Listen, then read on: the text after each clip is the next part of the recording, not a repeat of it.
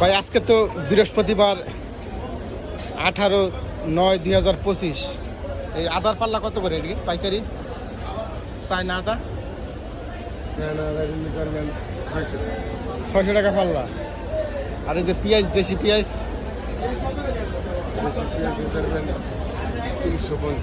350 টাকা পাল্লা। যাই হোক, পেঁয়াজের দামটা একটু কমছে গত সপ্তাহ থেকে।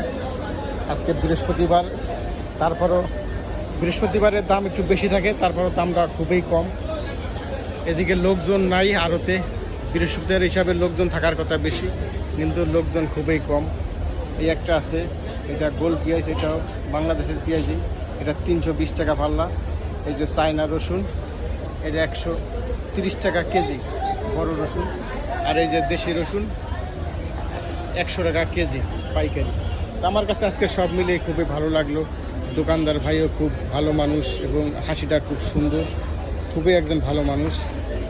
তো সবসময় আসলে পাইকারি বাজারে আসলে আমি ভাইয়ের কাছে চলে আসি, দামটাও খুব কম রাখে।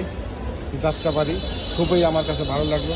এই যে দিকে এক মুরব্বী দোকানদার বসে আছে, উনিও খুব ভালো লোক। ঠিক আছে, আসলে এখনও ভালো লোক আছে। সব মিলিয়ে আমার কাছে আজকে বাজারটা খুবই ভালো লাগলো, কিন্তু লোকজন একটু কম। বৃহস্পতিবার হিসাবে লোকজন একটু কম, কিন্তু মালামালের দাম বেশি বাড়ে নাই। বৃহস্পতিবার হিসাবে দামটা নিয়ন্ত্রণেই আছে। ধন্যবাদ সবাইকে।